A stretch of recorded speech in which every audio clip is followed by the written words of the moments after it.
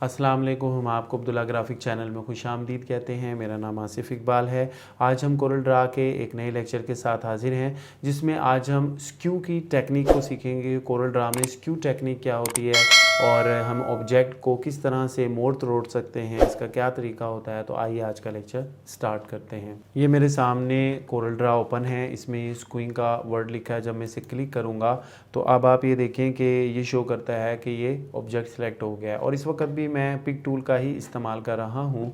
और जब मैं इस पर डबल क्लिक यानी अब इसको सेलेक्ट करने के बाद दोबारा क्लिक करूँगा तो अब आप ये देखें ये रोटेशन एंगल आ गए हैं।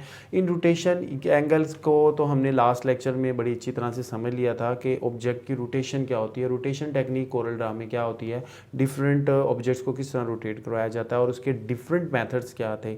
सिंपल मेथड क्या था, रोटेशन हैंडल के ज़रिए, पिन की मूवमेंट के ज़रिए और कंट्रोल और शिफ्ट की का इस्तेमाल करके हम किस तरह से रोटेशन करते हैं।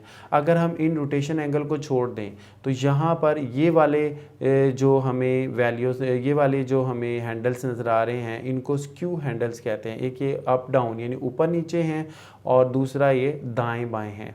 इसमें अगर आप ये देखें कि अगर हम ये देखें राइट टू लेफ़्ट से स्क्यू कराना चाह रहे हैं, मोड़ना चाह रहे हैं, तो ये देखें इसको हम यूज़ कर सकते हैं। और ये देखें नीचे की तरफ इस तरह हम इसकी स्क्यूइंग कर सकते हैं। ये इन हैंडल से राइट टू लेफ़्ट स्क्यूइंग हो सकती है। और अगर हम बात करें इन वाले हैंडल की तो इससे ऊपर से नीचे हम स्क्यू कर सकते हैं। ये देखिए ये ऊपर से नीचे हम स्क्यू कर रहे हैं और इसके लिए हम इस वाले हैंडल को यूज़ करते हैं। ये देखिए, तो इस तरह से ये सिंपल स्क्यूइंग मेथड होता है कि सिंपल तरीके से हम किस तरह ऑब्जेक्ट को स्क्यू कर सकते हैं। और ये इसकी फिर वही बात है, अगर हम पिन को अगर मूव करवा दें तो फिर ये देखें इसकी स्क्यू पे कोई इफ़ेक्ट होता है, हमने ये देखना है। तो आप याद रखिएगा कि पिन को अब ये जो इसकी रोटेशन पिन को मूव करवाने से ऑब्जेक्ट की स्क्यूइंग को कोई फ़र्क नहीं पड़ता। वो जिस तरह हो रही थी पहले, पिन जहाँ पोजीशन थी वहीं फ़र्क पड़ता है। तो चूँकि ये रोटेशन पिन है तो रोटेशन को फ़र्क पड़ेगा, स्क्यूइंग करने में कोई फ़र्क नहीं आएगा। तो इसकी पिन को आप कहीं भी मूव करवा लें तो स्क्यूइंग पे ये इफ़ेक्ट नहीं करती।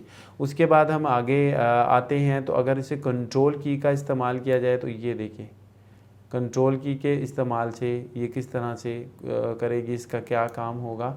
और अगर हम ऑल्ट की को इस्तेमाल करेंगे, ये देखिए ऑल्ट की के इस्तेमाल से आप स्क्यूइंग देखें, ये देख रहे हैं ये किस तरह से ये डिफरेंट ये देखें। और अगर हम इसके ऊपर फेरें तो ये देखिए,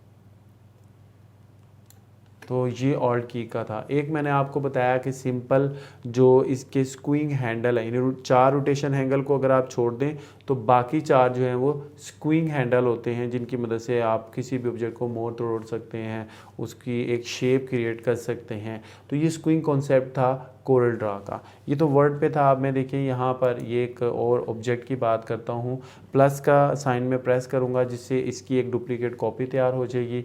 और इसको चूँकि मेरा जो है पिक टूल सेलेक्ट है, इसको मैं नीचे की तरफ लाऊंगा, थोड़ा सा मैंने इसे नीचे की तरफ लाया।